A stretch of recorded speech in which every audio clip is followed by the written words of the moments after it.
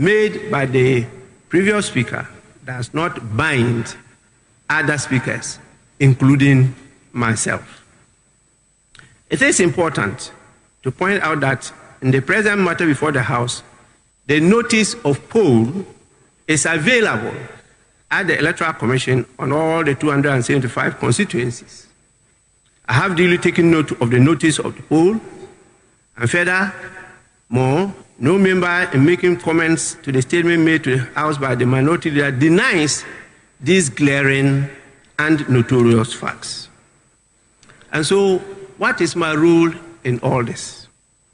Honorable members, it is important to point out that the Speaker is called upon by the standing orders of Parliament, particularly Order 18, to inform the House of the occurrence of a vacancy of the seat of a member under Clause 1B to E, G, and H of Article 97 of the Constitution. Accordingly, I proceed to inform the House that by the notification of the polls, the following members of Parliament have by their actions vacated their seats in Parliament. The members are Honorable Peter Yao Kwache Aka, NDC MP for Amenfi Central in the Western Region, now referred to as an independent parliamentary candidate for the same constituency. 2, Honorable Andrew Amwako Asiama, independent member for Fomna constituency in Ashanti Region, now referred to as MPP parliamentary candidate for the constituency. 3, Honorable Kojo Asante, MPP MP for Suhum in the Eastern Region, now referred to as independent candidate for the same constituency. And finally, Honorable Cynthia Mamile Morrison, MPP MP for Agona West constituency in the Central Region, now referred to as independent candidate for the same constituency. These MPs cannot be allowed by law and my good self to continue to pretend to be representing people that they don't believe in and they don't have any loyalty for in this House any longer. The House is accordingly so informed. I am hearing from Parliament is true, then something historic has just happened.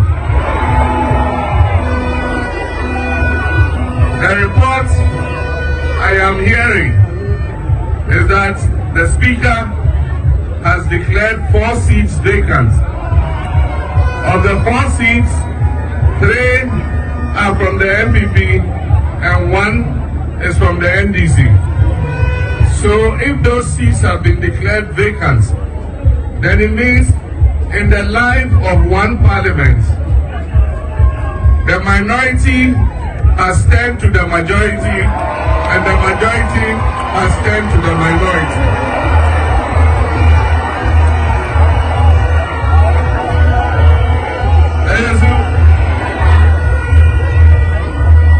So for me, God is even showing a sign of what is going to happen. Because even before we have cast one single ballot, the NDC has become the majority. But we have to make it a reality on 7th December 2024. And that is when the people of Ghana are going to cast their votes.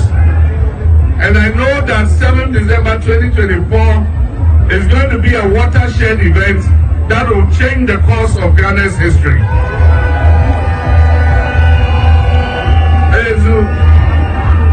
I've been to 10 regions so far, and everywhere I have gone and interacted with market women, with taxi drivers, with teachers, with nurses, with doctors, with drivers, everybody says his candidature with the office of the Electoral Commission to contest the next election as an independent candidate, he showed clearly that he is seeking or seeks to leave his party. This automatically triggers forfeiture of his party membership. You cannot have the desire to leave, take a step towards it by filing as an independent candidate and yet claim to be a member of the party. The step taken to contest against his party automatically triggers forfeiture of membership. Having forfeited the membership of the party on whose ticket he was elected to parliament, the operative language of the constitution is that he shall, which is mandatory, vacate his seat in parliament. Going by a purposive interpretation of the present law, consultative actions on the part of the MP are important. To all intents and purposes, he is no longer a member of the party.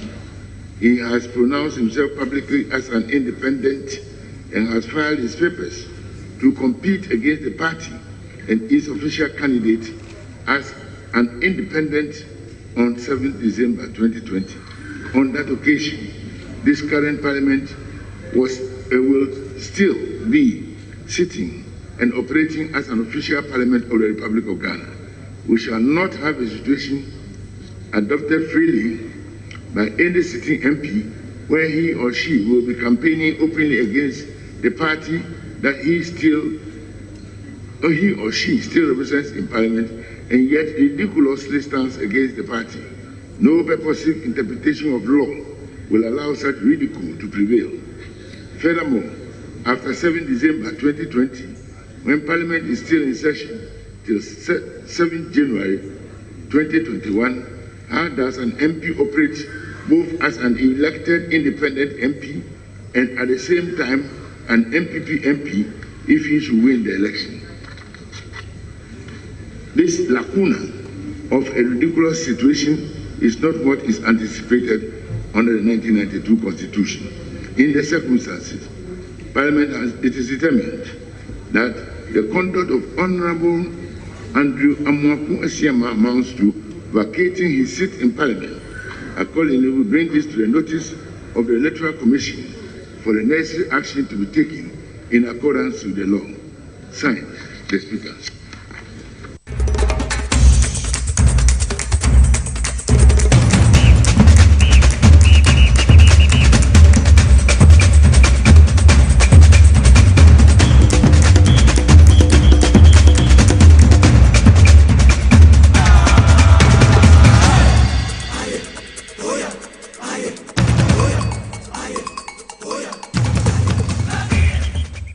Welcome back from the commercial break, live on TV as well as and also on Power 97.3 FM and on this year 99.1 FM, broadcasting live from the Ashanti Regional Capital Kumasi Ahonjo Atinga Junction. Yes, on them ewo Sunyane FM so and an affiliate station say Tresia ewo Ghana nyina omo FM live omo Takrade Tadi FM 99.1 sharp 106.9 FM Ziama Lembele Western 100.3 FM. Sanso ena Bron Regional Capital Sunyane so yedemo Sunyane FM Dagbon 92.5 FM ewo Tamale ana Kasmi 107.1 FM so ewo Tamale yenuanoma ewo Bokoti or Source 100.1 FM Zabs FM was Zebela ana Pusiga Wempang Sampa one day FM on your multi TV Digibox Radio as well as 3.1 Sanso na Facebook Live, Power 979 TV as well as Ghana, this year FM. On YouTube, as well as broadcasting, all like page, on Facebook Live, now we'll share, and so Edema, adopt for London, GFM Radio, and Fire Life Radio, Sanso, and United States of America, 68 FM, Kwakusket, and any team, Yami Aduma, Kwesiada, Weni Kwesebia, 9 p.m. now do a video not to addition 99.1 FM, Kwakusket, every boom. Every a year Virginia, USA, Eddie Abaco, Pim say a year anaju, a year do me no bremo, te mon Shannon son, ewo ho, na ye bobremo, ewo uti regional, a new 179.7 FM, ewo kete cratches, so ena KFM, ewo pasa, Unianuma, ewo Jasican, FIN, ewo Boem FM. If you only call a year voter regional capital, who also a year whole FM, and a global 106.1 FM, so global 105.1 FM. ɔmo so kura mu ɛwɔ ɛyɛ asoe hɔ a yɛde dwumadie ɛde ɛbrɛw ɛnɛ dela ɛdɛm atena se saa nso na Kofi abusua panyin so atena se Hobson adɔyɛ nso awɔ fie ha Alessa Nelson wɔ fie ha ɛnkyɛ ɔno abɔkɔdwo bonsu former mayor of Kumasi ɔno so mobɛtene nkam ɛwɔ ɛyɛ dwumadie no so yɛatena se yɛayɛbɛsi nkonya earlier on angels no reveal nneɛma akyerɛ mu ma yɛka kyerɛ mu sɛ chama wontumi wabɛpaka ne kaa ɛwɔ Adehye FM anim ha angels no hu yɛ no mmerante no bi approach no wɔ tu ne kaa sisi a mekasa deɛ chama wontumi ɛkɔma ka kyerɛ sɛ MBP fo ni hwee de ma asanteman saa sɛ chama wontumi wɔ adwuma yɛ a ɔnyaa n'adwuma sɛ ɔba na wabɛtetɛ amanfoɔ baabi a yɛduru no yɛatena wɔ asanteman yɛ nyinaa yɛde yɛasom wɔ ha kyɛ ɛyɛ adwuma wɔ ha kyɛ yɛtena ha ɛma asanteman ɛmporɔ ntete yɛtena ha ɛhwɛ ɛma asanteman ɛnsɛe deɛ nkɔ yie ni yɛbɛka enwuma adwomama yɛde ma asanteman no ɛno ho dawuro ni yɛbɔ na amanfoɔ bisa sɛ Mugabe na adwomama ɔsan ɛba abɛyɛ dan ɔba aba abɛtoa ne nnwuma no a wanwie no so ɛde ama asanteman na deɛ nanado asɔ so a mfie nwɔtwe watumi ama mo so ame interchange no Dwomahama bɛba abɛyɛ ama mo Kurofo market no Dwomahama bɛba abɛwie ama mo Siwa hospital no da Dwomahama ni wasi so wabɔ no so kama no ayɛ ne fɛfɛfɛ ɛde ama mo Aferi military hospital Dwomahama bɛba abɛwie na timamufo ɛhɔ atumi anya ayaresa tumfo se tutu ne nanamo atumi anya ayaresa kumawuman ɛyɛ twiribu akodua na Adehye ɔmo so atumi anya ayaresa ɛwɔ ɛyɛ kumawu ne patemu dala ne mo akɔaba Mugabe mejo so bibia bɔkɔ deɛ nyame adom yɛ ho yɛ fantastic Kofi abusua panyin mo akɔaba ya mejo so bibia bɔkɔ oba de adom yɛ ho oba de na se wa ya ya dan se mbre yɛ hyase Supreme Court akasa sɛ bibiri na ɛna wɔ hɔ ɛnɛ na ɛnɛ day 5 in Ashanti region as dala so far who say na feedback in the city Mugabe me da se bebre ma me di kan kyɛ nipa mienu nipa odi kan a me kyia no yɛ Agbashi Segbafia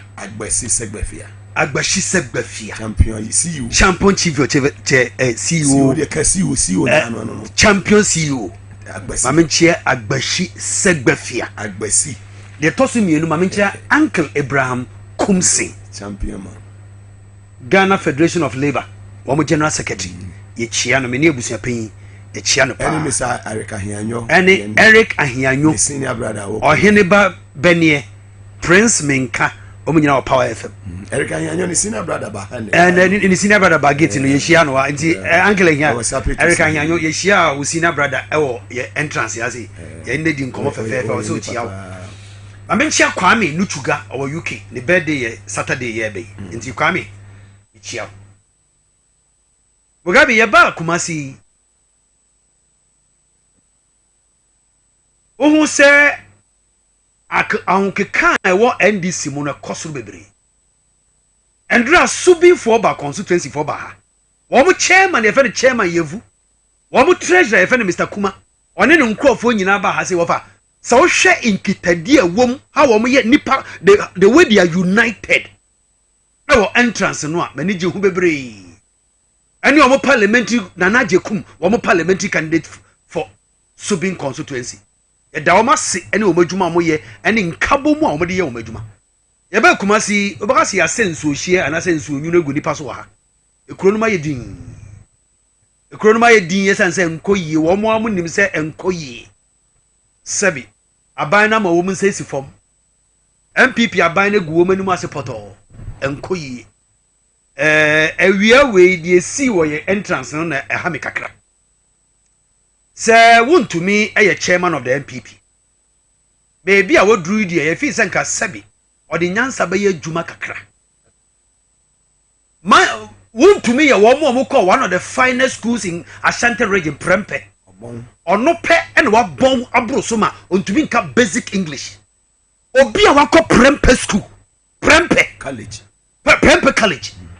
now to mean Cabrofo kitwe yanka brofo basic English ofa and ne wo obi okọ Prempe wa santimemu etsi se won to me Cabrofo a no we siri trase listen say ye hu said ye bon wa bon too much ofa ye ba ye obi anko ka obi ye ba be ye radio program wi a ne ye koye dem ne akwakoda yɛmpia bɔntene yɛnkɔ baabi a na sɛ yɛwɔ ha na sɛ wode wo kaa ba bɛsi gate na no ɛwɔ adehyeɛ gate ano ɔpɛdeɛn deɛ nkyi bisɛm so ni chairman of the political party ɛwɔ regime mu a ɛyɛ sɛ wodi wo ni na nkwalaa ne mpanyimfoɔ ɛhwɛ wo su ne adi nkwasiade nko a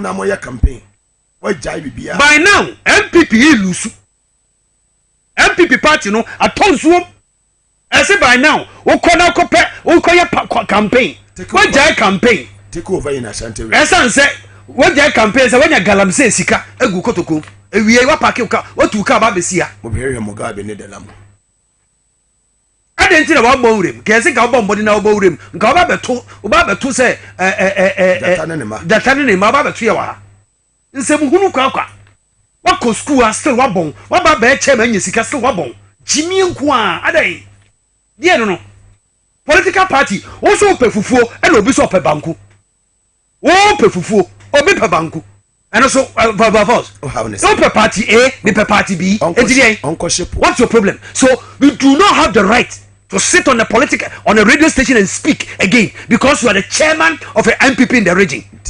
What kind of stupidity is this?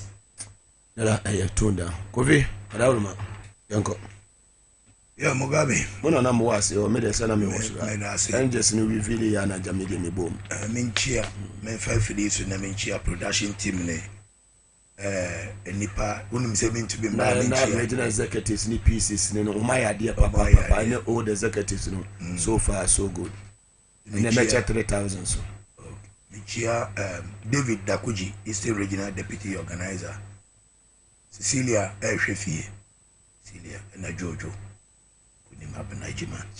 Efe JK Mensa Kanewu Tema West JK Abraham Kumi said them to Wechiano and I said Befia so never Mechiano okay Agbashi Segbafia and Kumanipa Chiado Kumanipa Yadase Mugabe na party chairman Jumane Deg be a party chairman and Jumane I is a party Bisawun to me that is the whole thing. Bisa want to want tiasi party chairman. Say me a party chairman and me am it. But do huni. Memo be respect me. Thank you. But do huni. And minimum 4 AM na chairman na kwesi no sorry. So now we plan ekobe. Na ne wona madudama. Say me a party chairman na me di me huni.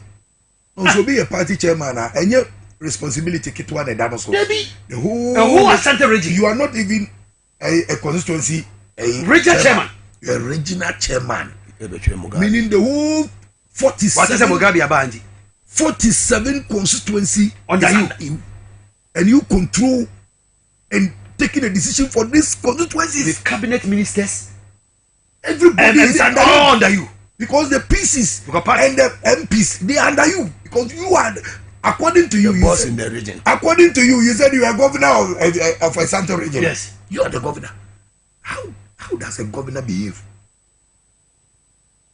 Say necessary governor ayeni say no obia na attack no na MC fukura mi I say want to mpene nkwa the problem is say dan hina no kasa de ni gu ni team so o mehwa ha o megira dan na no ye ba ye kasa ne ye kasa ye ba ye so no kwari ni esantiman adman nyina ni age wo hu ye ya ebi mu ba be kokura de ye fe na ye pe ba bia do je driver ni keke hu me ne de la ye hu fire aso mo kan no aye hu ene ni age no team fire so no say high strong we say adane you see 1 week pa ye wa you adane ye be say baby na ko jina taxi da baby hu ne kasa me hu ya na nkofo be forward la hu me ni so wo ba buru me di bi ka koya aha wona ye kwapi mi ne no wona ye kwapi mi ne obuze obuze buze bo ni ye ya say obuze bo mo you see bibi wo ba bi ye kwapi mi ne fe nti efe ye ne hu oni hu ni I say you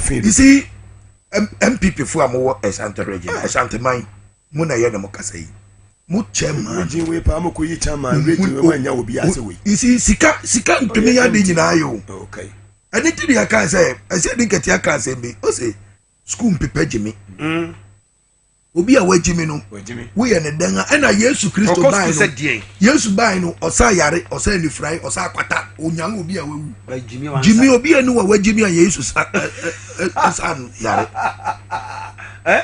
obi ani wo Jimmy ya sare na ya Yesu sare ya Jimmy And ya wo shi Bible ya kanda say obi a wajimi no wo de ne si owadrum na wo de ne fra awio omo ana bro na wo si wo kura wo si fra bibia wi a wo yira Jimmy no Proverbs maka wa Messi ya kai na bu ma Bible me ye di yira ati ko uji a me ka bo bo abadie fo me bu amuka Proverbs beba mama nka me talk ni we pa me say me wi am hande abananza na you see obi a wajimi no Bible say wo de ne fra awio omo ebro whatever and then wo si wo wadrum abe wo de ne fra na wo si ken wuyi wo be yi ni nyina wi ahwe aguo ni Jimmy nda so wo esesa it is santemai oh yes I did in 2020 and was repeat you see santemai same place santeman na sese what ya say baby e won adu no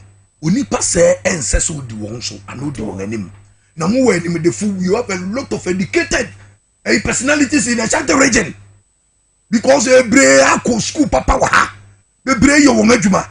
Why did you allow this guy to lead you in the field to be oye ya ma na anokoto santima wura was okopacho esesa ukona okopacho wanu kutu senia gabi ni santima di atu anoto santima wura no bedi atu no way you see want to be me ka se me nkyerɛw sika mpepa Jimmy you see obie ni wa ne nkwa wo ne nsem sika pepa Jimmy mpepa Jimmy yeah want to be ewom wo se wo ye obi a wako school na nka ne ye memene nam okuapeni wo be frɛ so onipa no wo frɛ no okurutuni obi a onko school da nti ni niema nse obi oye crack ni but wo na wo se what na classroom da do okurutuni ene ye na wo ye ekurutufu ne ye na wo ye you move on.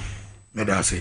Fantastic. Live on TVS was it also on Power 97.9 FM. The hottest and the biggest conversation in Ghana inside politics. Here, the free Kumasi Ashanti Regional Capital. Yeah, Ahonjo Atenga Junction at the everywhere. I make sure I see free the light them ho na and a freestyle movie na at least and else in the host na do so aba. Chance honorable Kojo Bunsu so be ba journey wa ha. Dala over to you. Many baby a person with the corner freestyle. Supreme Court to Akasa. Mugabe. Ndra they see what parliament say na nansa they see what parliament abesi ndra are ruling by no. Eno na mpese me discuss. Na Mugabe dey ya reho kakra ne say you can't separation of powers. You are three arms of government: the executive, the legislature, and the judiciary. Wamumia nyina obi a womra odibu. And when government takes the decision, you cannot challenge government. That is government decision. You can only prosecute members of the government who fail to do what is right.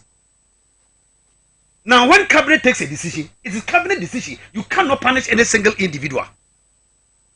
The same way when the judiciary takes a decision, say, you transfer judge biakoha, and I say, yes, say, you cannot say anything, you cannot challenge. The same way, Parliament is also an entity on its own. I want to me, I will generate for the enemy. Or rules and regulations. Assemble table matter no. The issue comes to the floor of Parliament. Members of Parliament stand up to debate. Sanity. A same way, obi the place in motion. And a speaker de embrane to and obi a discuss it. Obi a sida. Obi a no rule here. Now, Mugabe the end one kakra say MPP for you see the hypocrisy of the MPP is overwhelmingly shocking. The hypocrisy of the MPP is overwhelmingly shocking. And he said, MPP for him speeches I deal with your white. It's over Katanini, no one can say a blue. When you write MP Upa, yeah, ye or Fayako MPP 3 months. Your best son. Me who a broke what MPP moi. When you room was here the woe, say the sow. When you MPP moi, no about a mischievous person. Well, for say MPP ni be catch out say, woman name the AC Parliament say a wronger or what? Because you take MPP man, MPP Constitution. Ghana for you now, Mutiemi, MPP Constitution, page 16, Article 9, 1. MPP Constitution, and Amikite, page 16, article 9, 1, or say, a member of the party, see, Mugabe, a member of the party who stands as an independent candidate against the officially elected member of the party, or who joins or declares his or her support for another political party or for an independent candidate when the party has sponsored a candidate in a general or by-election, automatically forfeit his or her membership of the party. Mugabe party MPP mrani say, so we MPP ni na say MPP yi parliamentary candidate na say wo sa nipa no ne wo campaign tia MPP parliamentary candidate no a walusu wonya MPP ni bio wo campaign tia no a wonya MPP ni bio enti wo mo kodi ya lancheremante echi nyina wo mo nyina nya MPP fo bio. If you want to come back, you have to reapply. Enti we are MPP MP. What crack of file? So you want to be an independent candidate. The MPP constitution says you are no more a member of the party. Now, about a month ago, wow, one file is an independent candidate. You know, I say MPP for you. Now, MPs now contest as independent candidate. Say MPP for the woman saka woman on by minority in parliament. Into a machine. So the MPP knows. Members of the party knows. All the lawyers in this country who belong to the MPP, they know. But not for the interest of the country. It's for the interest of the party. It's every MPP member will read the MPP constitution be and say once a year MPP ni now contest against MPP candidate or no contest no, you are no more a member of the party. Now party no ye din I was asking me so omu say nipa miensa e contest as independent candidate Aguna West or Aguna Central Suhum anybody could be miensa Morrison something asante miensa Cynthia Morris Gomuano woman miensa nyina contest as independent candidate against MPP sponsored candidate. But your power. It's a party of power. It's a revenue. You have forfeited anybody who is contesting against MPP member, who is an MPP person is contesting. Now the MPP knows very well. Say almost sakes nipa miensa noa. According to the constitution, noa they will become minority. Into Yedin until Haruna Idrisu raised the issue. Now. Speaker of Parliament in Mbrane Yejuma. Mbrane says obi NDC ni na so kosi makoko Johnny MPP or a chance NDC for na two man no about Parliament no. He has betrayed them and so that person becomes or forfeiture of the seat. We ja akonyanim. So fi Parliament. Obi enim.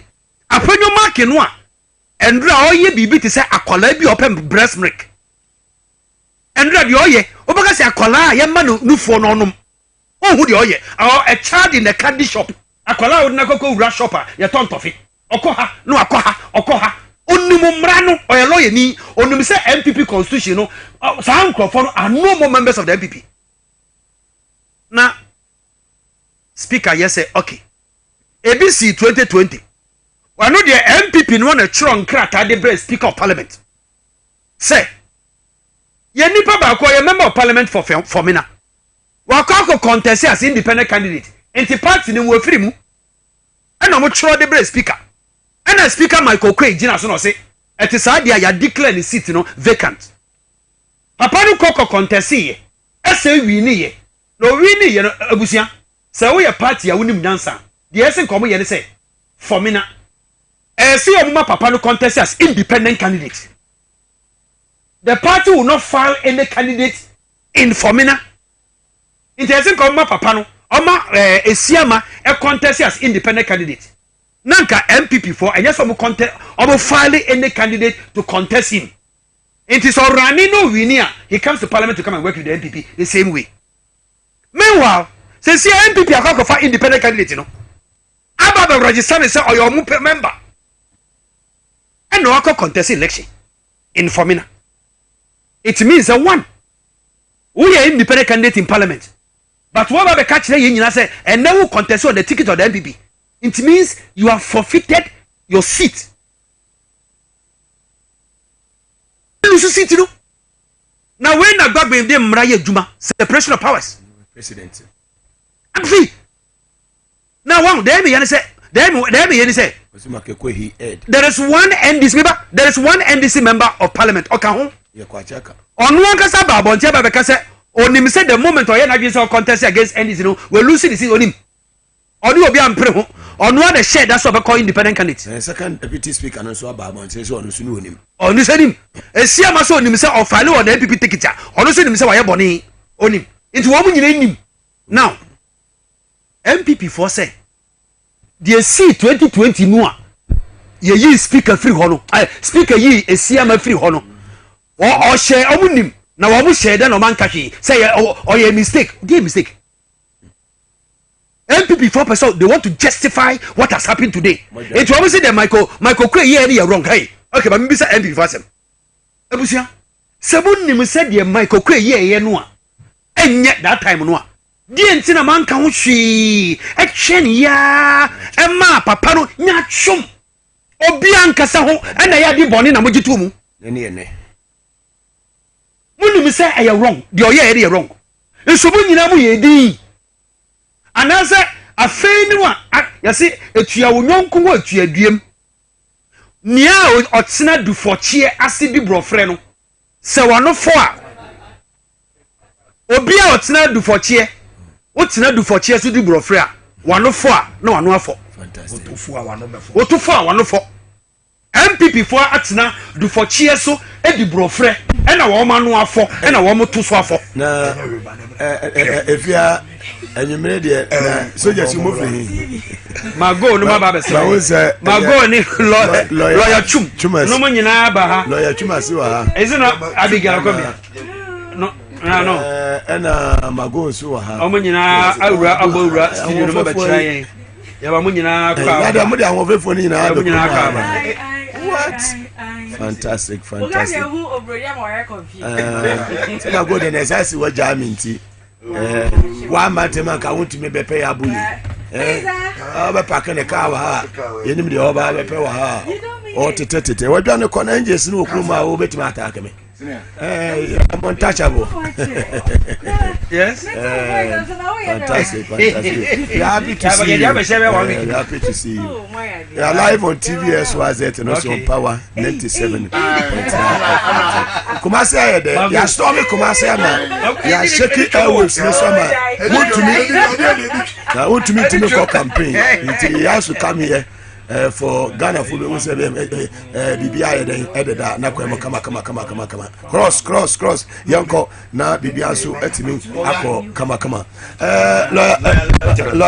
lawyer so den transin we adum so anu chi adwuma na ntine ja nyina nkrate saying da ye amemo bone ne te ho no so rende fantastic campaign na tina mo ha anu antia say on to the bones are rot. Yeah, but no so be join here. No, we have to sack them. Say adwuma no so ti ya me kamoti ma yan kan kofu atikwa. I do to where we are lawyer ni international lawyer. Be a wo sisi e. Wo ye busy ye wadwuma obeti no radio so abekọ radio station ho akọ. Obi oni dwumadi ntia. Uni dwumadi na unze when penifo so fu ni ya but do ada ade. So the Ghana. Yeah, international lawyer ba. Yaba. Lawyer Chumberi ma. Yaba. Ma yes be ko bi man ka bi na o hima be ni jeno.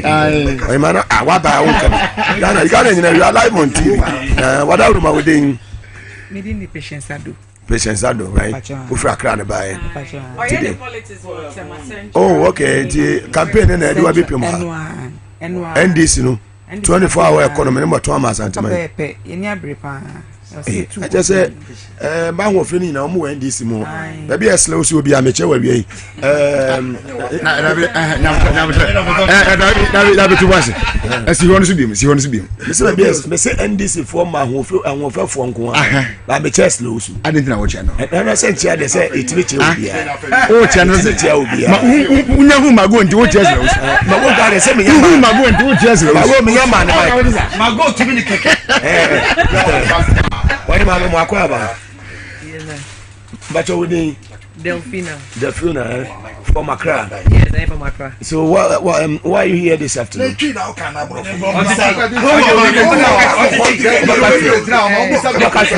Delphina have a country. On camera. Fantastic. No, T. Now make myself come over. Said about I want to maintain us. What did you hear? So on one table. Fantastic. The other might be Pima Shanti region.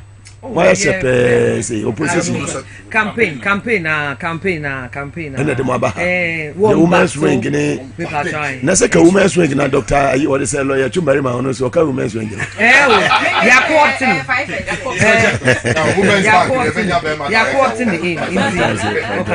So more half for how long? We're leaving tomorrow morning. But tomorrow morning. Yes, some are leaving, but you're better Magua. Okay. And some go. Mago face my fantastic. Well, my man called a year ago, so now you're here near Electoral. The street at Bacope. At least I see much. I go to Aqua. That when you tell me who the lanyard was afraid. I don't see I want my kind of answer. Can you imagine that? Me fire slow soon. Mugabe distracted. They say you didn't think and now we know my idea. I go for how may say we will take it to them. Yes. And we are taking it to them. Because now Bama MPP. Or Bama MPP. Kwajo. Yeah, but Tanas Yaman Fufuaba than your wife. Yes, I was at him. I was by Atanio. Now say, I'm not saying Graffiti Airport. MPs been at play. Once or more, I hold Krumha. What be a common chain? My stranger. Oh, any can think come on at a far flight. Everybody. Not yes, yes, and this attack. Any jai. People were taking pictures with that. The winner of the fact is that. Economy ya ye woman. Fitida Yankopon bo we ase ye hu bi da. What did the Supreme Court? Na me lawyer can see here. So lawyer head here, Obama be cover the case. Na ya can see here, but the fact is that baby ya gina na hwan ye gina. The will of the people. Bibi anti-men's son. Ade ya wo dia no. Ya wo dia. NDC winning majority 2020. And mudi tio ebeje ye. Enne Kama is here. Yes. Kama is here. What's our bra nyamia for when rap 2025 must still the majority na my and Kufuado, your presidency NDC had the majority. What's who the president are and then no credit na babe dead. But you know MPP in a buying say nature. So we may say one step in life and nature will bring you back. Fantastic. To start again. Yes. They missed it. That's what they are today. They have come back. And Ghanaians have seen said truly 2020 elections, NDC won the elections. But because we had a peaceful statesman and a German the psychology of the Ghanaian voter say about 8 years. Omudi body betting bako. And I said I make a tree now Matthias. I can make a fancy because we feel Agnes Abane Ben Papa Krum. But me wakuma senti na make us santino. Kwajo make us santia chiro mo say Agnes Aba. Kuku Papa Krum. Ai. Ana say me ni oyi na ye papa fi baby fa ko. Afa. Enti wan ka say am open server for ma. Afa. Kwajo ba me kama sem. Enti 2024 we Ghana ni biye nim say we 8 years we dey we akọ. You see say MPP a serious political party. Not say Baumianka so a serious person and say so who so no want to be the president of Ghana. Enti I am surprised the MPP is still from fooling him. Because even the ancestry of this land will never make a Baumia a president of Ghana. The ancestry of the land, the voice of the land, and it has started speaking. But I post Ashanti region there, MPP now. MPP atadia. Dala unim. Ye kama ye ko market no. Ye ma me no sumaya. Ukoto abe olonka mienu, uto agreke dia no wato papa. Uri anu aka che ma minister na unto me so boso no ordinance ase egu. Sana na potia we. Ya santo so. Eni e dey na. Anto so. Mugabe ye ka asam a wo se ayi. na po dia wo kasa ma me won to so no wa sa de nsa wo sa be 8 na de agu so enti na po asem kra de he ba bia ga na edu no ye kasa ma ye nka ni bresam kwajo ye kasa ma ye nka ni bresam yamba santima mu si ye bedi agro yaba no so ne yaba se moti yanka ansa na mo ba na se ye nim se mo mo ye John the Baptist aha the coast is clear. Some go wa be the mini problem 2024 elections no man no woman no devil can change the victory of President Mahama in the NDC. Fantastic. Yezu. Mama lawyer yes, you Supreme Court na jawa ko lawyer who wa here wada uruma de umuni mogade umuni awon say dem go kan ye no Bible ka sem bi wo se asa obo asase din prince na so tro sa asem fa sa bare mai o friend asase miensa asana fi o ka se tro sa asem fa sa bare mai de wo so aka na sa ase atwena fa dondoma ni mama won se 2024 December president 7th January 2025 ya neba tina konya so se nipa pe so mo mpe se kufu ado pe so wo mpe se ba omia pe so wo mpe se do dimbo yi pe so wo mpe obedi president ono lo dimbo no so dimbo ya make ono anto so na we kai one lo Supreme Court essay was stayed the decision of Parliament. Let's hear what the Speaker will say. Okay. Because yen mo hwe kra no first year laws no say we change constitutional law say there's something that the separation of powers. Obi yedi netumi so. And where your internal matter, a procedural matter within Parliament. The law, to the best of my understanding, is not ambiguous. Okay. The law is not ambiguous, to the best of my understanding. And ambiguous. But according to what they will still interpret it. Okay. But for that one, they have spoken already. Okay. It's fine. But the person making an answer, any pronouncement made this afternoon wouldn't stop the victory never. The victory of the NDC is coming again. Oh, of course. Asantemai adiatum tienye.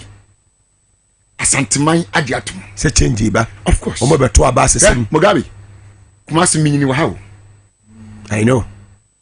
Tafun na metremas. Ampa. Me ye me NDC politics into from Kumasi. Tafuna hote ben eye agia be o TZ no. Kwa no ho no. Thank you. Muga. Na de omuni. Me ba Kumasi another way ba last time be in inspection. Somewhere About 3 weeks ago, right? Yeah. Mujansi is where Atenga Junction. Ayao. Thank you. Uniform personnel were approaching me for party t-shirts. Hear me. But so no, it was a police officer. Uniform personnel were approaching me for t-shirts because someone was there. Me conscience chairman t-shirts. They walked to my car. My be a basha. So we know man and no police service. Basha. Sha. Moga.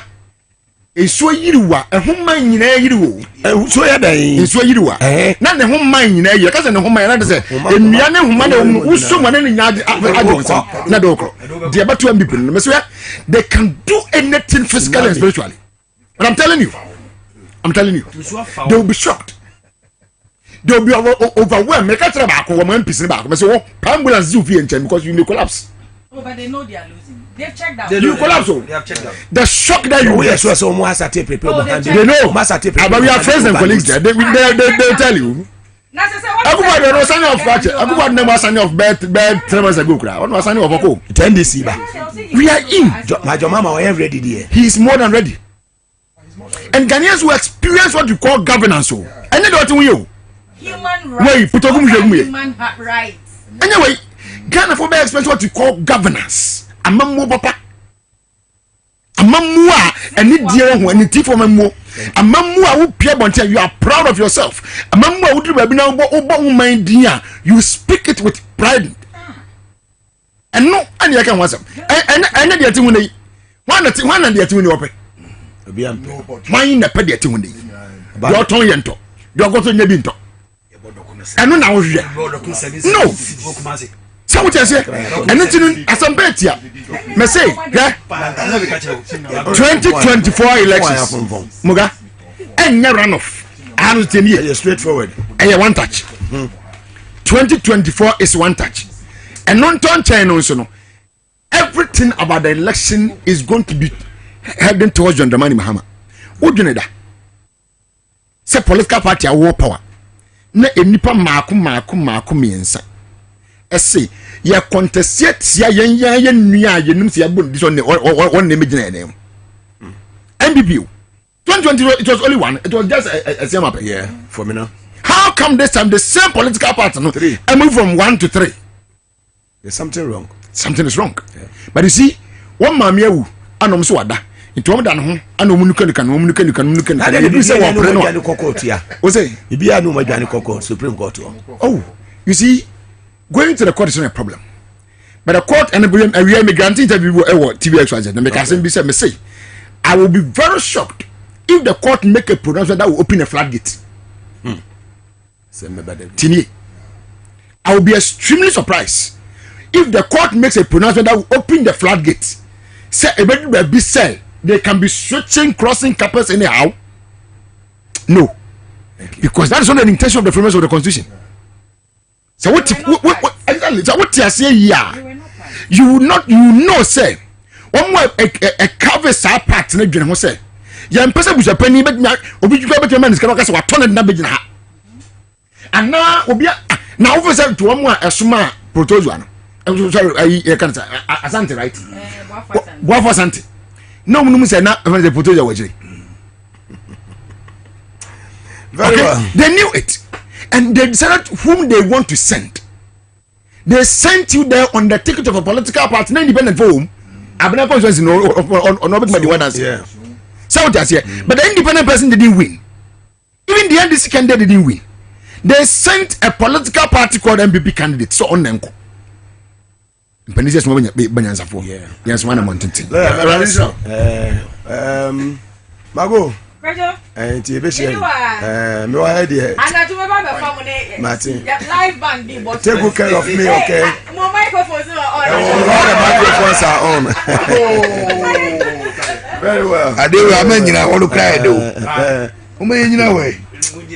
Ye nyina ho ma bela mo mu revie. Ebi sisi o me ya o. Ebi mu sisi o. E o de bia o no sisi mo ni. De la tu ni sisi ye ni ya. Aneta. One time be be sa. Alisa so sisi ye ni.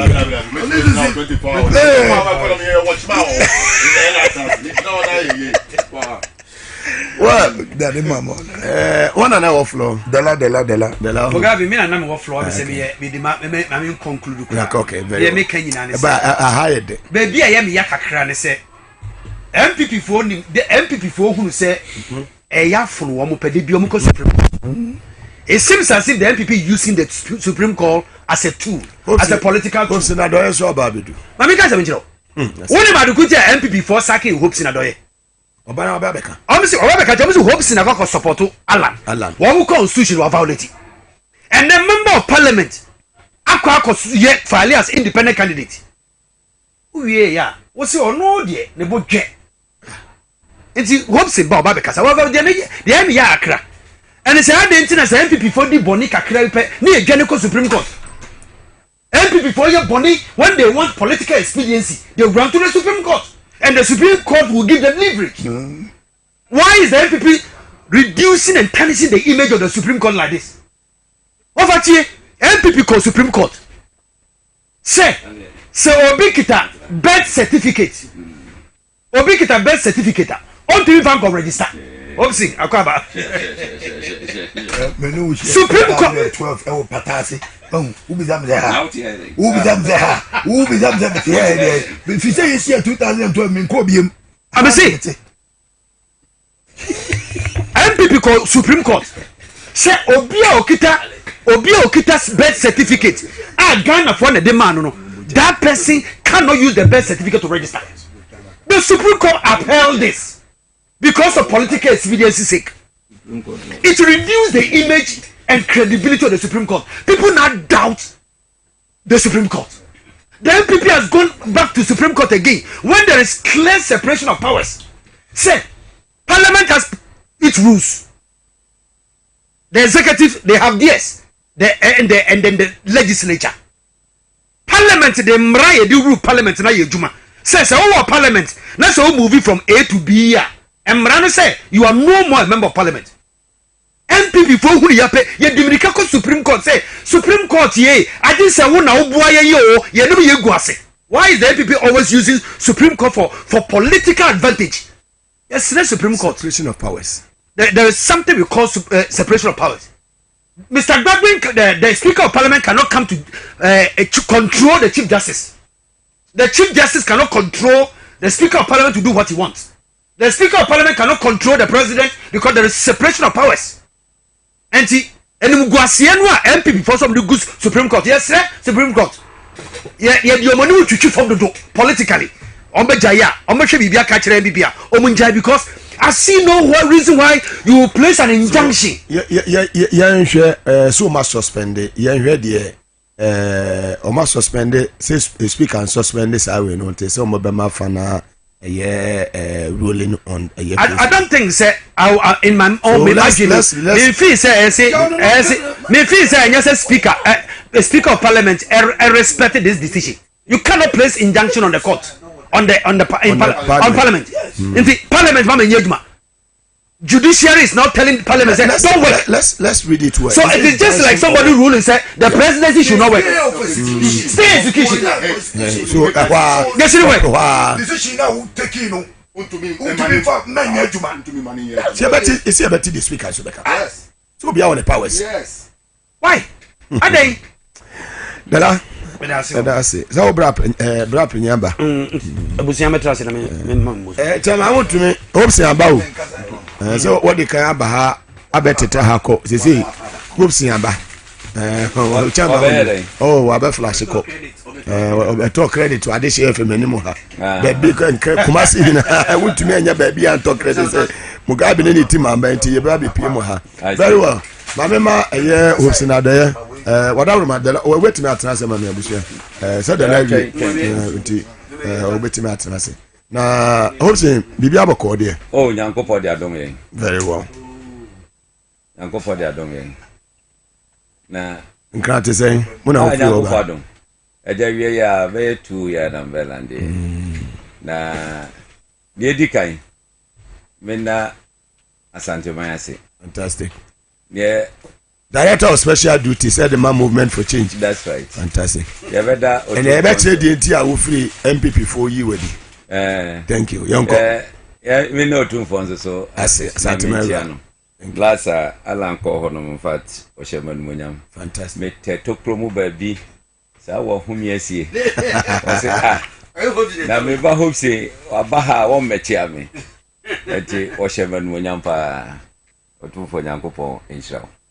Na ensemu amoka mebatusi ansa na meba hono nyankopon yadoma ochina anopa 6 o'clock na culture center ho eyebutu movement for change afafantano alanche manchanga di animu ye kwakoye the victory walk from culture center the befa KJT ahodomo runabout numu near their farm near Roman Hill na yede akwa pie mu wo eye Jubilee honom no ni asane akọ asafo runabout ni a 10 left ni de akọ stadium junction ni a branch ya be first stadium nchen ya ni akọ ende ewo eye Kumasi mall na eho ana mo beti nsem a ye wo ede magana fo enne de SEC ewo Supreme Court ni ade nyina no so nim salan o ye lawyer wa ben pa nipa bebre nim salan o ye lawyer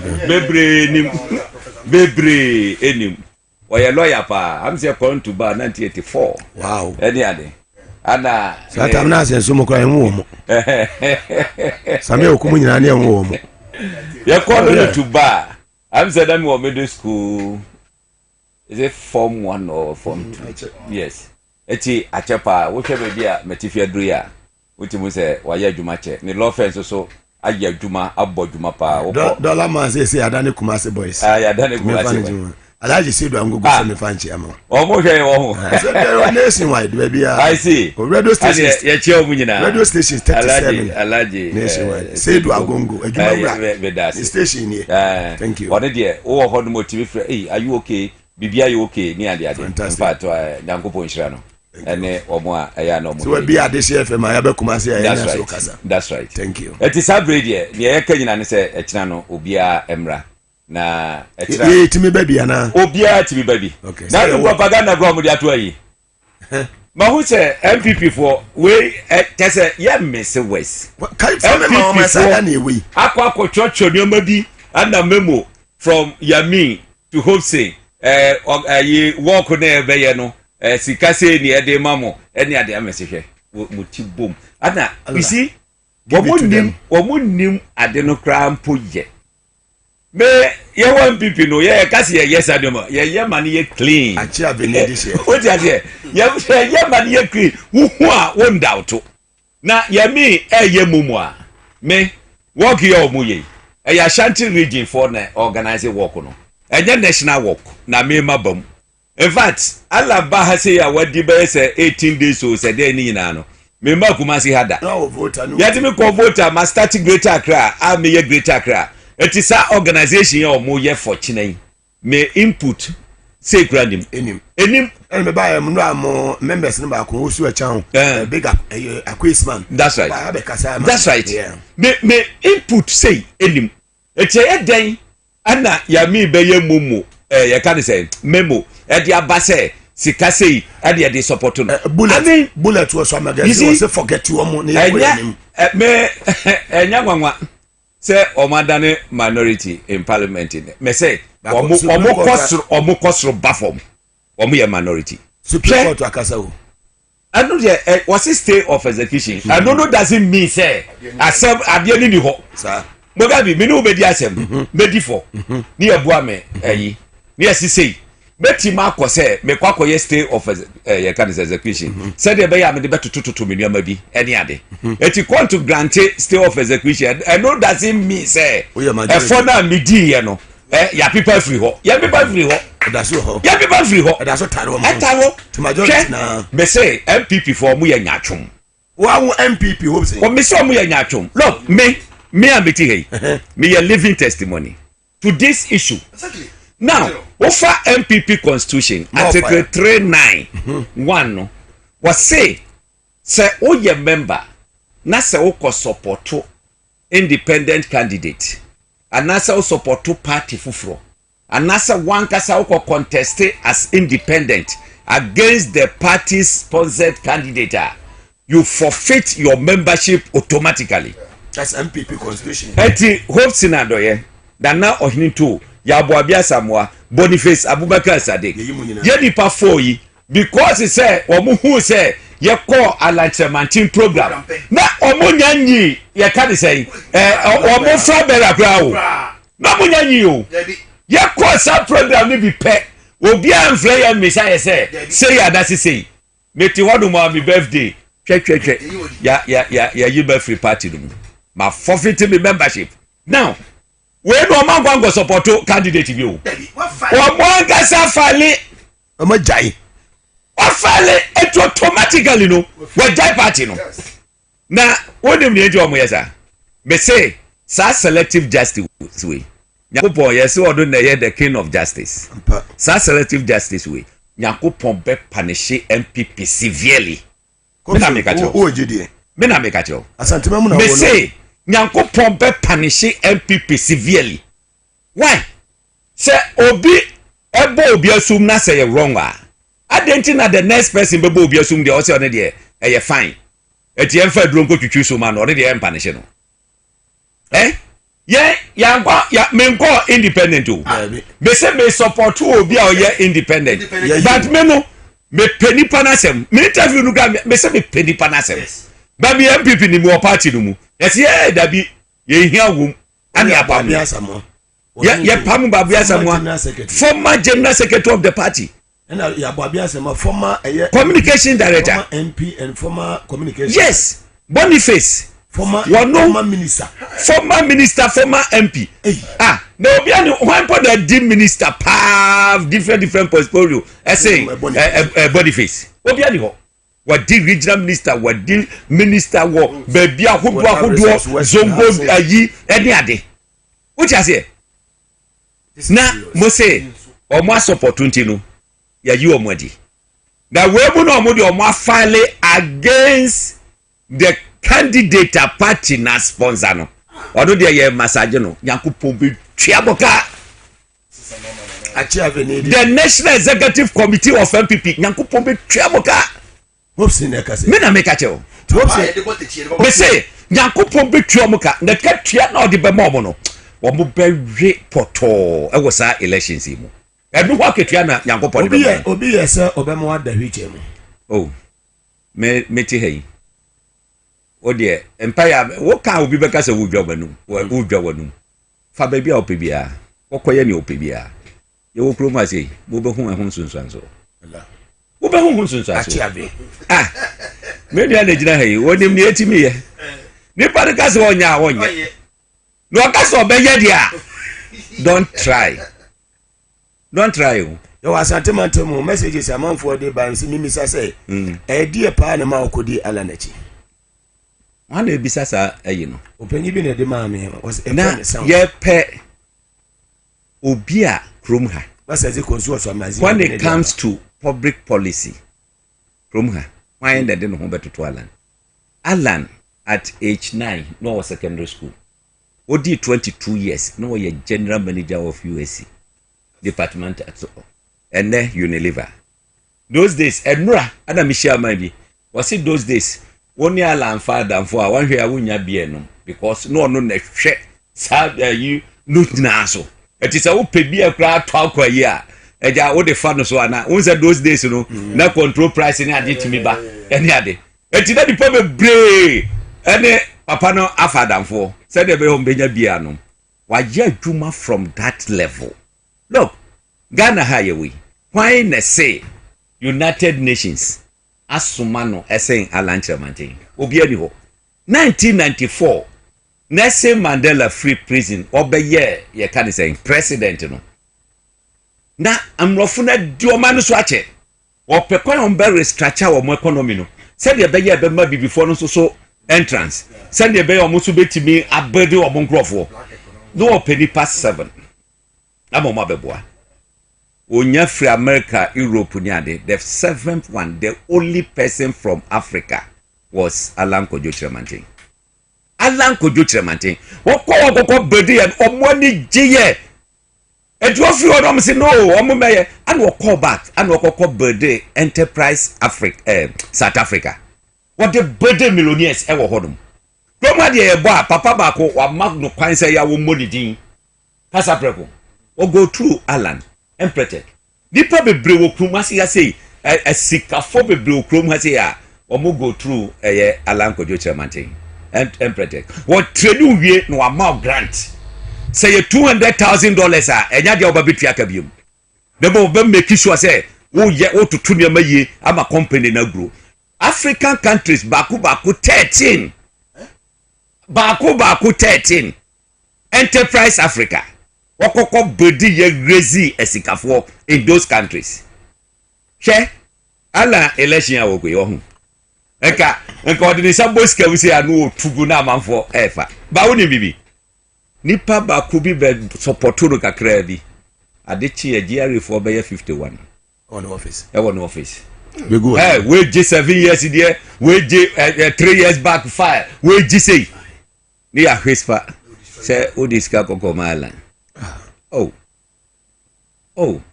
Asante madeshe. Ne ma me free ajoso. Enti dia pa papa free patase. Dia pa ne betimi ama obeti se Alan. Obe free MPP. Oh, na se me emre bia na me ka se eye divine. Nyankopon hyehyeye. Hwe wo hu ne esi wo Ghana hai. Wo se eye anwanwade na esi no. Ampa. Because for the first time in the history of Ghana, yanya opposition ababeye speaker of parliament ebinsi da. And that Niesi ya ni say omaya arrangement say deputies you know opposition benya baako na we nya baako. That was a arrangement. na say ye to abayi speaker no opposition ni abaye speaker no the first time intense ekọ na wie no Nyankopon pese Ghana fo hu ni ebesinti anene party in government osofa akọ minority am opposition aba look Dr. Ato Forcing court bruha hai and ya obey leader of government business fantastic then na krom ha beye deno fantastic what you say what you mean introduce bibia without bypassing Ato Forcing as a president the Ato Forcing no mo transe oh me pese sabe we ye say what you say anebeko now yes she share other you can say business of the day yes committee a chairpersons any yes is a majority for the leading no say NDC for never be leading committee in parliament oh yeah everything will change wow everything will change finance committee chairman NDC never be semaba people go for ranking me aka satero jihad ebi to miesa ebi to nine afafanto for mu betima protect ballot canceling this assembly or me can't see on better or mo so nka. Yes. But I am telling you, said nobody is going to do that. Now, IPAC, NDC for Sutia, yeah, opportunity now will raise it. At the IPAC level, police station, bia you both say ballot paper, a shame you know I have book it's sending in a to yes. I see a tuning in action. Yes. Police station, bia. Ballot paper, ne ube you know, a shame miensa. Eshemu 9 sending in yet to that's being Ashanti regional executives across the country. You see, decision no you're taking no Accra, the Mensa office one. They need to agree to this very one. Be a 2-1. Be a 2-1. Eti strategy no a money member you never be share losses no it will not work. It will not work. Me say me release information ni nyina se wa bro ni de na ye hwe ebia November mu honum no mbiaba bi honum a ye be bie so ama obi ahu ye eko se wa no mo yesa boys o yesa what say me boys oh me boys me boys o se na wo na look 2020 hotel a mo giye o mo tua rooms ni nyina obi ameda ho omo bie reception ne restaurant obetima akwa di ho ase ubenya room ho ada ho ebi ni ho ya no ma de kosu nyina look ya kata de ba ko ni ibie ba ko sei boko ani yehwe once we are in this race adai e form adwuma be no mo ye ya yenim yenim ye bie yeni me say it is not going to work mo governor how untumi yeah. Kede Japan ka no ande. So mo security heads no Asia o mo se wodun ti o mo mpese o mo be share o mo gra no ande. Kede Japan ka no ande. Okay no ande. O so mo yeden. You see party a wo pe tetem. Ewie mo aye hise wo kasa join na hantan so. Any ade. And you think Ghanaians are fools? E be talk credit ewie wa de CFM. You think Ghanaians are fools? Hey, on to me. Ya butro, ya de o muntimi mfa ma yeso. Yen. Timobo for Vantafon mo betimi o be say ya o de nya botre na. What training mo polling agency? O de o mo nkonko sha bi o mo ton print ya ye be o de nya botre boko. Na de ezi enim. Ton print ya bi anu ma free candidate ni na anu ma chicha mo. We ba na mo de ni ya ma, we ba na de ni ya ma no. Ye nim ni nyina. We are going to make sure say we'll stop these things. We'll stop it. We'll stop it. Okay? You quite just by election. Na make us say in some say in the sea, you know. Na man for fee say my bomi team na make until say make the evidence eto abonting. Make nya can say or more abon. Adam say side deal we call police station so and so. 1 April afọ mu di ya na match om say hey obi shia me say oh na me pa no aye me sa no ana me say my oden asem no dey eka eti I am saying say abaya ye babatu asanteman omuni mo de Omo nim so omo de ba ko pa waka wo mu ene alankojo cheba. Omo de ba ko pe a waka ewo mu eye alankojo chematin. Na de entia esisa santiman support omo de ne se yese okrom pete odu na mo a ebika. Hwe je gufo ba e wo try obia santiman. O hyase projects ahudo o hyase a anko nyina MPP saba biom 8 years ni ne he no motimaye ne eya rehusem kra asantuma MPP nya hwe ne eya rehusem ene manhia south Matthew Pokru Pempe ni constituency no ene ye rani mate Crowford market kufo efri apejafie ni constituency menya sadie we mfama me constituency and was wo see market wo hwe the edifice ne wo ho na ye wia nke be bie ho e ho be ye fe mahama ya di we si wo do si e boss waja amanaka eti bra ne be ye ne nka fa hye kufo no monyam keke eti asini what you was it chebi anjime anya walwale ne be ye chebi anjime anya walwale ne be ye chebi antumi aye walwale ufre go chebi how many hours ufre go walwale how many hours chebi antumi anya walwale ne be timaye aja chebi akufo ado antumi anya walwale ba wo me wono be timaye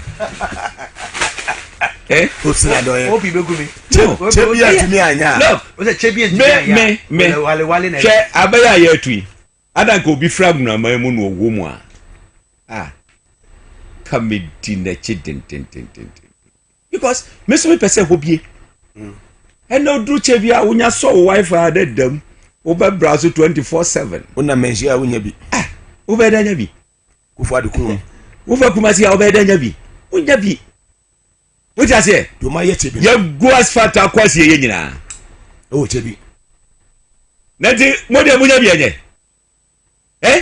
ala me ye president grand wa demonstrate say asantimada na kumaso wa pre at the Kumasi city you can say industrial city eba greater Kumasi industrial city akwakwaju over 5,000 acres uko num sisi a say machines guso a wo mo ye you can say layout ni ade said ye wo plan no once uko China na bia wo pentuma ye be kire o city akoso ehɔ no de ntoma nko a wo ka sɛ opɛ electronics a yɛse kwa ha sei wo pese ya yɛse kwa ha sei saa bi no ɔba bɛyɛ wɔ hɔ no ti 7 December 2024 asantema mo ntonko hin ɛnya aseɛ hɔ a hwɛ aseɛ hɔ ɛna de anmunyam ɛbrɛ asanteman na 8 won so me say aseɛ hɔ ɛde anmunyam ɛbrɛ asanteman na sɛ maka sɛ saa bɛyɛ ɛkɔkɔto yi ɛyɛ between Alan and John Mahama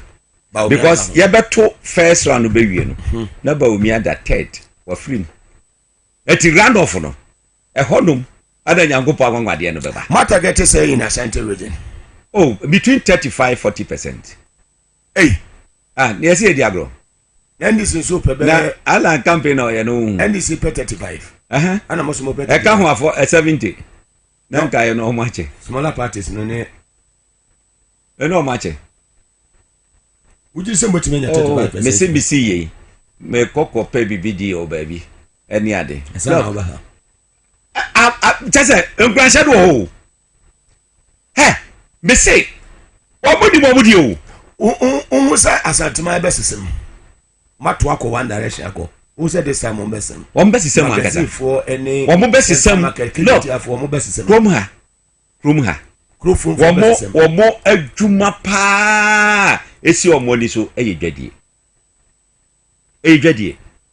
di ade ana MPP aye ewo dwadie hu ewa ha MPP ba ye amanfo sika ehye hwe no kra wo mu ni se 2016 na omo ko China yi wonso obi wo ho no ma wo kwa ohia be $200,000 obi hia $500,000 obi hia yi those days 2016 ope $10,000 now the sikadada no 400 million and now they to 10,000 now what they are called no akwa no no aba and now me no ka say MPP aban mu ope the same $10,000 na we hear 1.6 billion.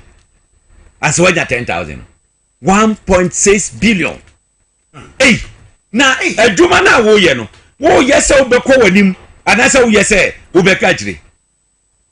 Wo bia yama, ade, one say, Kede Japoka say, wa boka be ye can say, $12 million or say.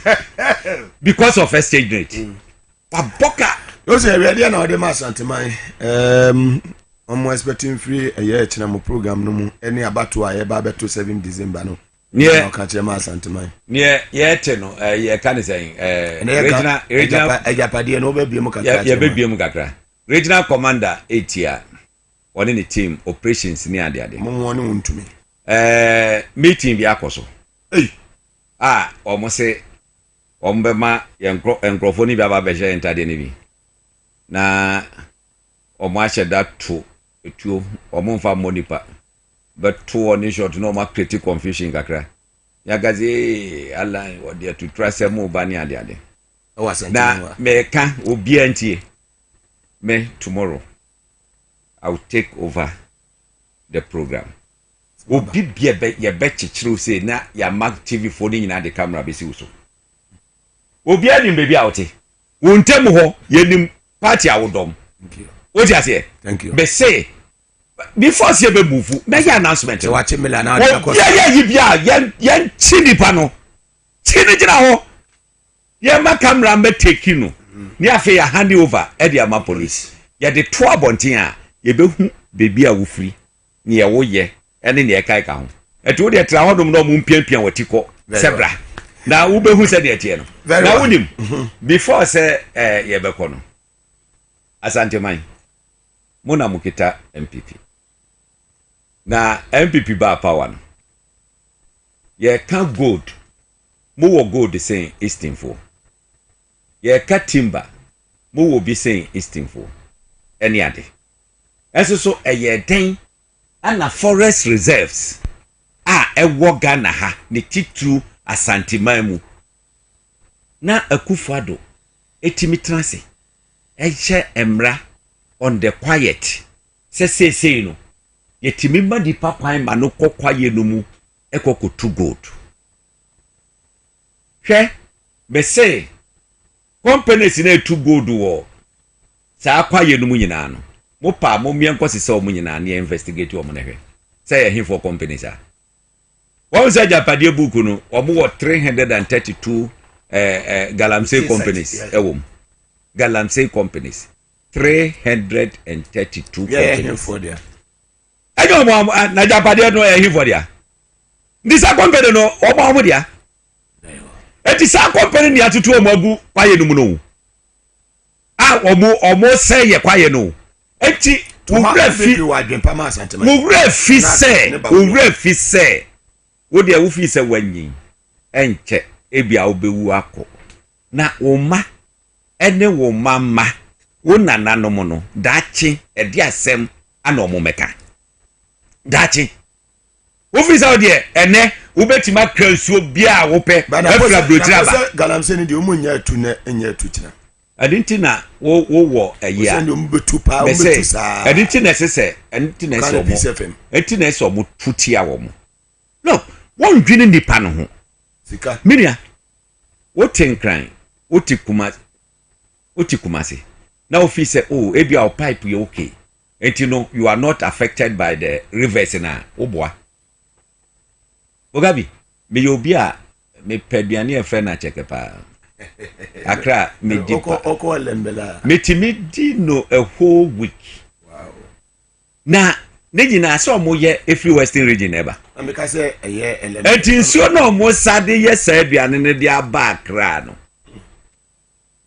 ya hwe etuti akana si oh nsuo na se ho a me dia me mfa ho oboa emre bia wudi galamse nsuo ne bi na enche ubohu se afi Ghana fo nyina ebedane ayarefo adentia emrofo no hu sa de na first na ebia bebo wo mo adwene mu se nkrofo Ghana fo sabe impenifo no mo yare ana in fact sa wo hwe videos of galamsey site ni ade a aden efri hin na besi ehiva very well ni santi Omo say omo ntwamu nne omo ntwamu nkyira.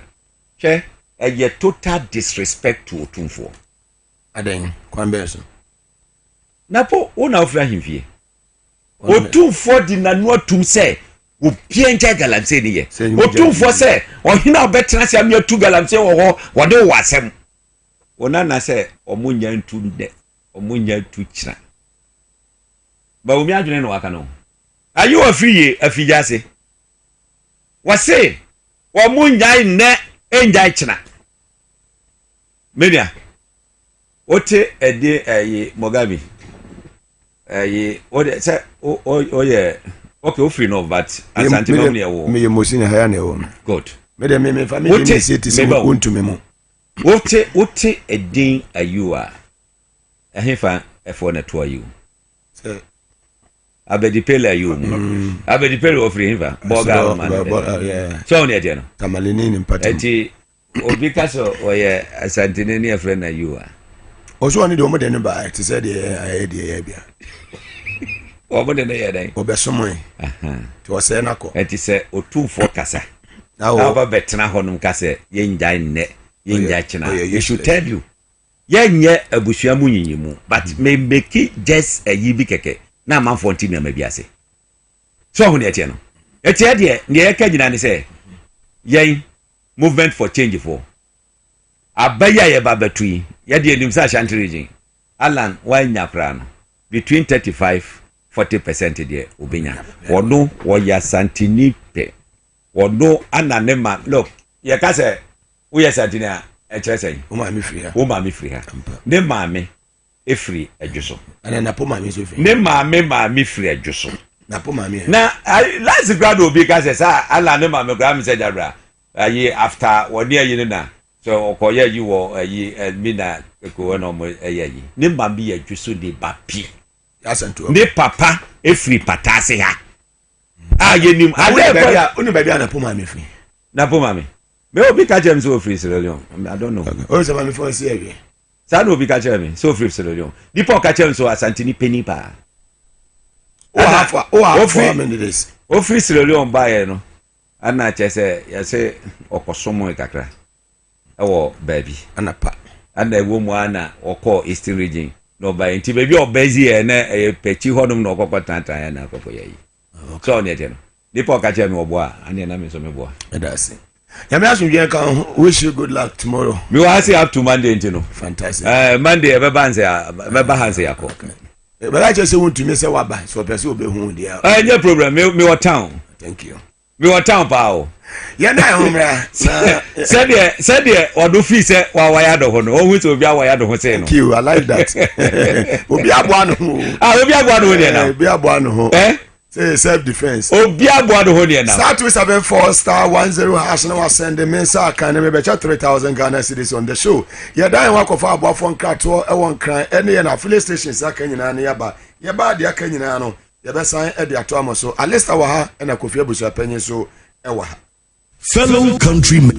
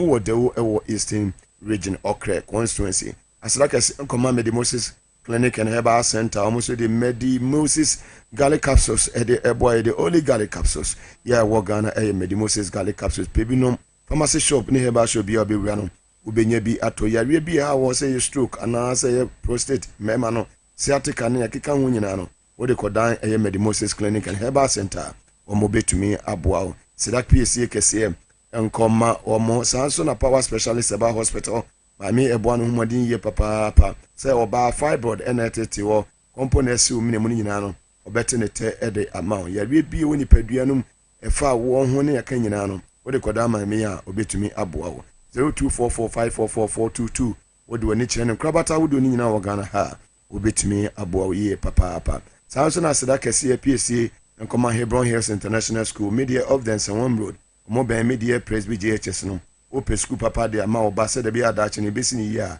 na do ani ache wo se excel and shine ko na want to make up admission ma oba free Montessori kosi lower and upper primary ni nyina no admission go so koso S natural mineral water say simply natural over me come show BMA obenya S natural mineral water ni biato dusupo no won kran 37 Abebese Street S Wazi Broadcasting wako humisa Robert dudu bi apebia no obetumi ama wonsa etumi akambi ewo asina kese koma amuzu yaba clinic on the day amuzu garlic bitters they are about the only garlic bitters in Ghana if we amuzu asuye onuma ebo ama moje timi di nipadua no mafusani ye bo ama nipadua no ejina ne na so brane Dr. Amuzu meche wanyumiri yaba kumase nyante wonka megire se oni abusuani nyina mo ho eye yemfa asida kese emfa emano eba shop any pharmacy shop bia no wurama obetumi enya sa enupa nyina bi tumako nya dawro maka ho ta kire a yedi dwumadie ede ebrewo efri adehye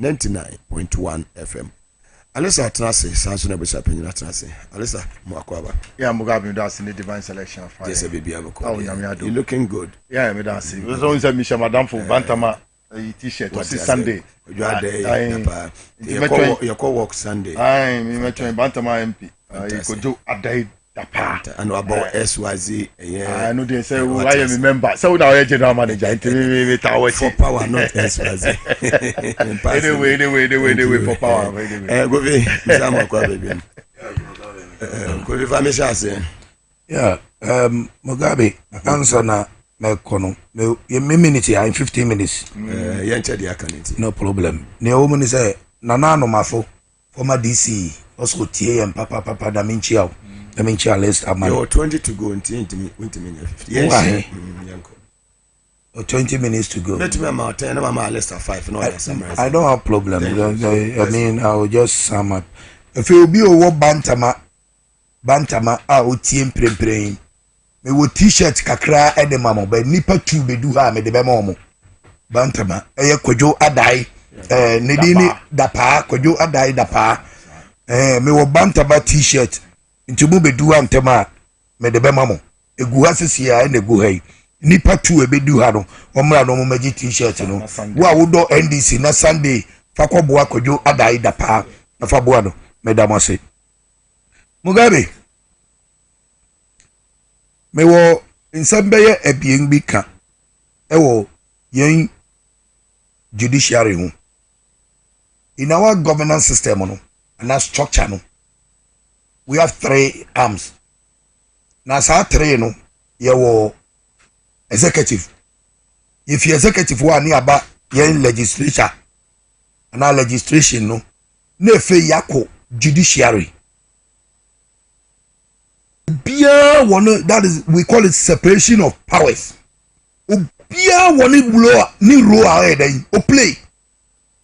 Mugabe bia wo row o play but each one complement the other for governance system to progress without conflicting to each other. So bia betumi execute one there. Iti aye o mampani akufado no te Jubilee of Flag Safe House. No ono ye in charge ena ye wo emrase begwafo eye legislation no na legislature no won su na hwemra ensem so na wo be kisho say governance no ayi o man biribi opeso ye bia no etumi di mu ansana biribi ba ne yɛ nkyɛn mmara bi ase anaasɛ wɔbɛhwɛ mmara sɛ pɛrɛpɛrɛ yɛ ɛbɛkɔ so wɔ mɛnma ɛno na ɛyɛ judiciary na ɛbaa ne dɛn ɛna the lower part of the governance you know otumi take a decision over the one who is higher than the other because legislation is bigger to me is bigger than the judiciary. So how possible that the judiciary will take decision I affected a legislature legislature no and legislation no take a decision. Not judiciary me said no what decision I will take it put it aside and I'm going to set it aside until me the lower system will take a decision. I'll conclude my decisions and say what to me continue. Meaning the legislation should put on hold. Nobody should operate. Take 3 months and take a decision. Nobody can even work. Meaning Abang shouldn't supervise over everything, anything in parliament. If I were him, I would tell the so-called majority minority now. Say anything that you bring, wait to the court finish their decision before I can proceed. If I were him, that's what I would do. But he knows he will apply, and he knows his stuff. Let me be honest with you. Whenever parliament says here, no be anywhere. You will nipa on one Christos, Aboka, and or say chairman Sabosu, or no, and I find your markings. You see, so to me bow and sema. Make sure say when you get power, as a baby because or conform. You see, one say to me bow sema to me a kamonsa. I want to bet the real character of a person.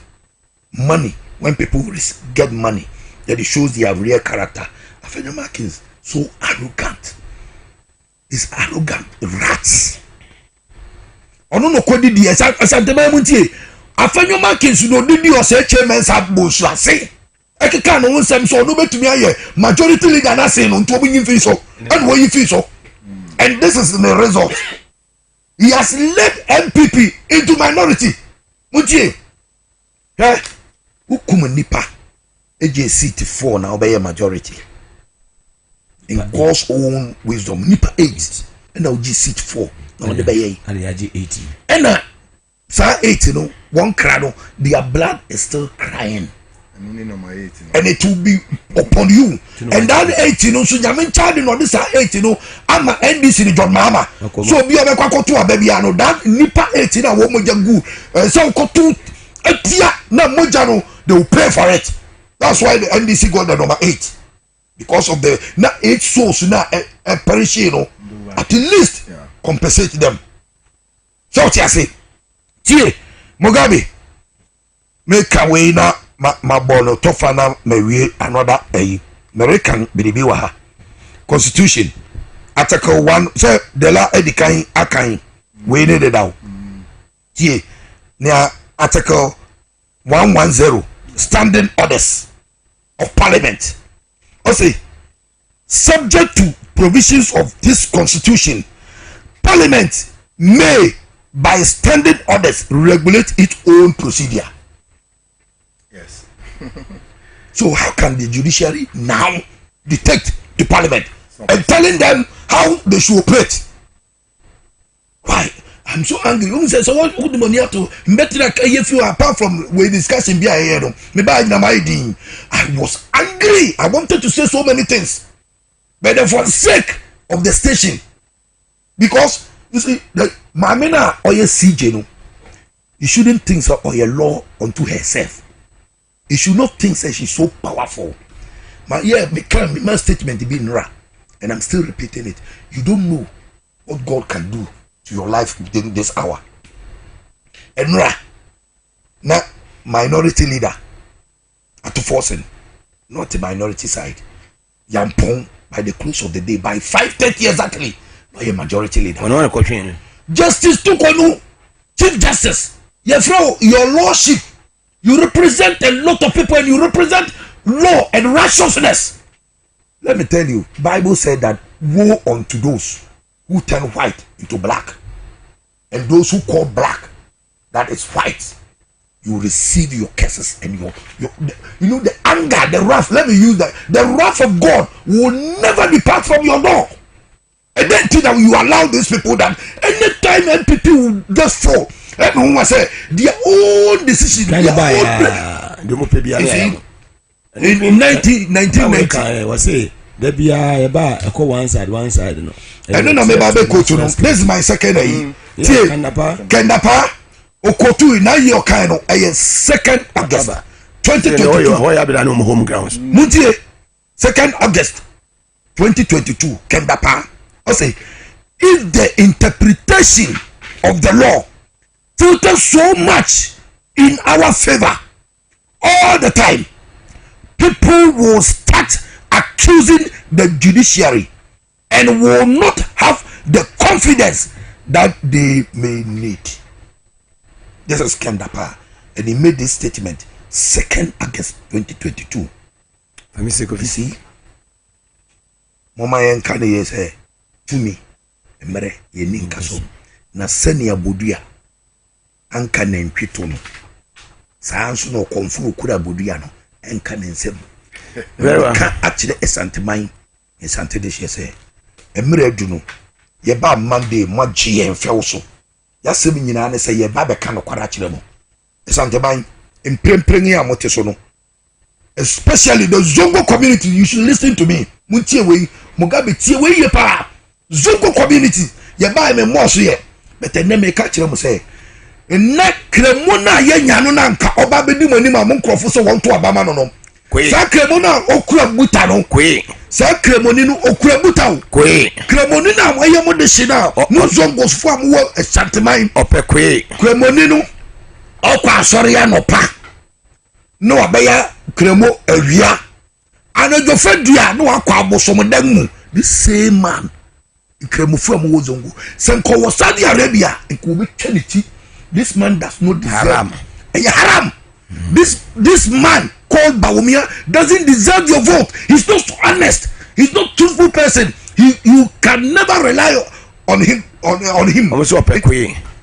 I know the Kaya Japan no kai. Kaya Japan so all replay konam because we kodidi. Ono no chile and say tigu so. I know the second one no so one family mon kaumano. Into kremoni no. Muste onu kulabuta no yomuni paro. The man is not faithful. The man is not worthy to lead NPP. Enti mu amu wo mu no mu show bi oye no kwafo. Mu show bi oba be so mesanteman. No bi obetumi aso mesanteman. E mesanteman etumpon. Afa no tabepefra no. E John Dramani Mahama ene NDC.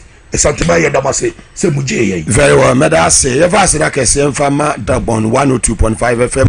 So nyane 81.1 FM sanso ena adese 99.1 FM okumase ya filling stations ya etwa hye nyina tadi 99.1 FM so nyane FM Dagbon 102.5 FM mo nyina ye damase Alessa Nelson dia na ode eka ho na mame announce me win no me catch us na match 3000 a year Ghana cedis on the show na mame chess can quick one na afi yanko yen enim 3000 on come money pa number 054 620 325 last digit remember what the 3000 Ghana cedis one scan when you are the lucky winner.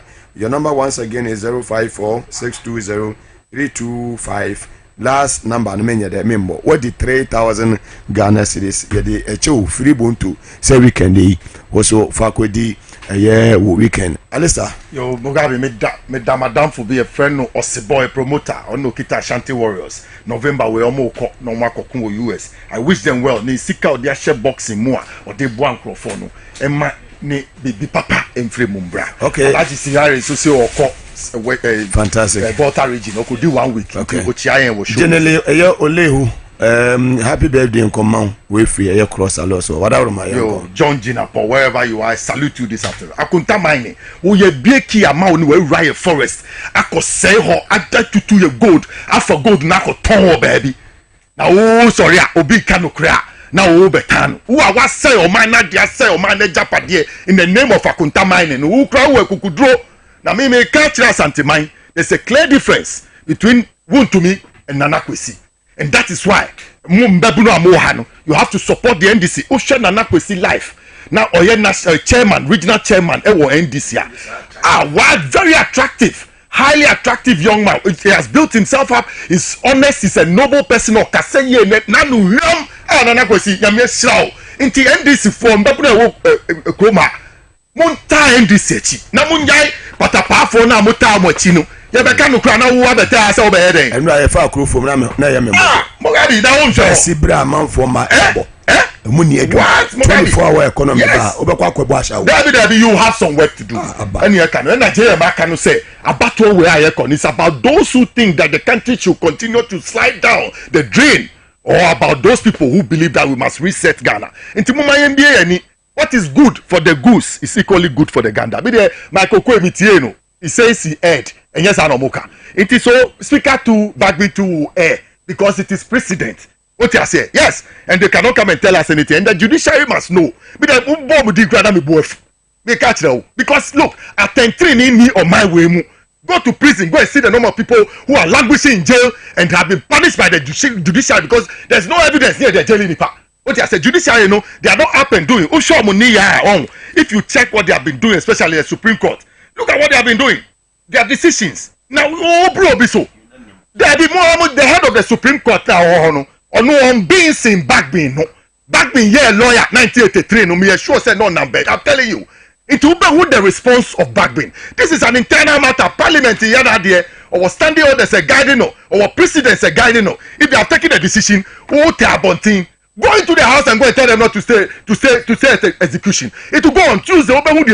I'm telling you, the judiciary is not bigger than the legislator. Let nobody fool himself. I'm telling you. Let nobody fool himself. They are standing orders there and they are follow precedent. So Bagbin is right and no lawyer, no judge may catch Mugabe. They shouldn't make a mistake. So I don't know why Omadwe say, election, that thing must stop. The judiciary has painted itself black. It has shown us its colors. Nanado has packed the courts. We don't trust the judiciary. They must clean themselves up and stop these things. More actions should clean them up. Mugabe, it's painful to say the least. The Nipa Beko school. Now law school you see a government subsidized school any law school they will never be able to go to the law school. Come and help us so that we better have laws to transform and develop this country. Musha should be a model. Best certificate. To be best yawo manama ukrata no. Sa krata no to be register will go in for do anything. What be that? Best certificate. That's our passport na ma ultimate register within about. Well, look at some of these issues when you sit back you see that the judiciary they have to sit up. I mean, Mecca, the trip to Ashanti has been fruitful. Ashanti for my tie omunim kwa fa so a na am light na me tiremu no. Je Kufuor ko fa ayi ba omiade ba ese boa omo no na ye dufo Asantini na agye no because of the papa Mumuni Baumia no chairman of the Council of State of the NDC at the time only role is 98 years NDC sikari the show Baumia ko school what did they make us say and then we are done in a chairman NDC for because Fupedie before that no did they call no man find the vice president. He's being a puppet, being used as a puppet, and he does not deserve the presidency. This is not about Christians and Muslims at all. There be me fear say there are a lot of Muslims. Now me Dina me kitano Tyro me one thing finna Bibiga is a Muslim name, so let nobody come and say there are more Muslims than us. And they do soon a better Muslim president. The NDC has more Muslims better to elect them. Yes, better ones. The scenario. Yes, the scenario. You can check Arunda Idrisu. What I say? Yes. You know, highly respected Muslim in all circles. Mustafa. Yeah, Mustafa. Yes, it is a Pobinia Muslim president. And do also would have been about in Kofar Salah. People have said. And yes, and even the NDC, Young Foundation, when we started, the Christian Council fought us, but the Muslims, they were the people who formed the bedrock of the NDC. So we reward them and they do so. They will cry. Well. But the job problem in Ashanti. Yeah, the same food problem. Any sikasem no. Asante aye ding. Enya Asantini. Na me ba 2016 maybe 5 cedi. Me difufu dibibia enenu. Enti Asante for youth ni ma ni mbabulu e wo kroma no. Mum peja mu waka. Amon system free baby. 32 years uni obi aware na ebe ni mu a. O da so di aware na chi. Yemra ye be yenso so na ifi yanko Accra ne yanko fa anwumre no sin akase ebo e wo power 97.9 FM NTV SYZ. Sanso na this FM eko eye Accra 100.5 FM no most di enwumre no sin akase ebo ebede obi bia ase se moji ya wa watu obo ade ne dum ne ye ne tenkwama ye besan edin hia me mo nyina mo eni tie